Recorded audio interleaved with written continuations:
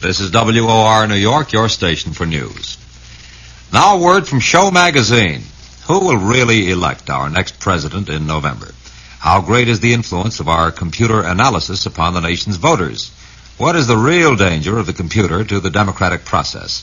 In the current issue of Show Magazine, noted author and columnist Max Lerner explores these and other important aspects of the use of computers in forecasting election results. Don't miss Beware of TV's Election Monster in the current issue of Show Magazine.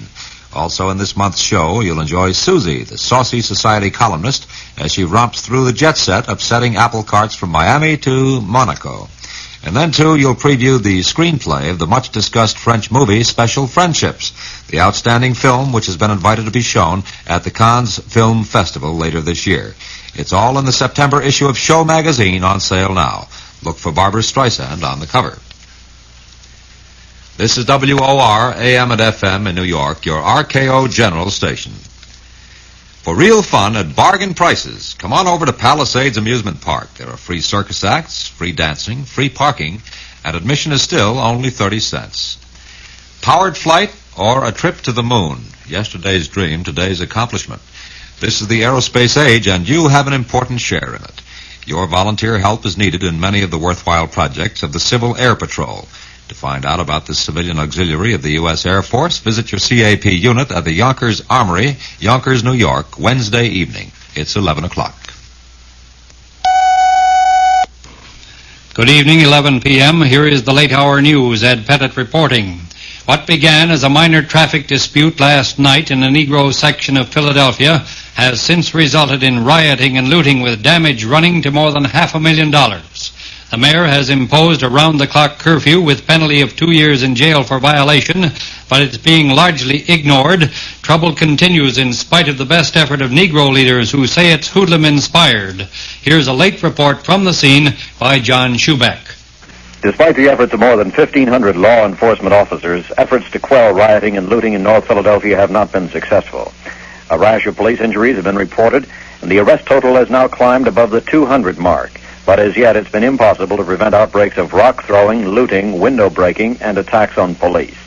The mayor's curfew imposed on a 6-square-mile area has largely been ignored. Along the periphery of the curfew zone, where those on the streets risk a 2-year jail sentence, gangs of Negro youths have attacked tap rooms, smashed windows, and pilfered the liquor inside. The city-owned trolley was stopped and robbed in one area, its windows then smashed. Fires have been set in shops throughout the riot zone. The seriousness of the trouble seems not to have diminished tonight. With each hour of the evening, the reports of assist officer on the police radio become more and more frequent. This is John Schubeck reporting from Philadelphia. Here in New York, 3 men were rushed to Flushing Hospital tonight for treatment of an apparent overdose of heroin. 17-year-old Richard Penn's, address unknown, was dead on arrival. 25-year-old Ronald Wilkerson, since transferred to Queens General, is in serious shape, and Thomas Vasiaio fared somewhat better and was due to be released soon. The trio were brought in from Chisholm Park in College Point, Queens. Police said it looked like an overdose of narcotics.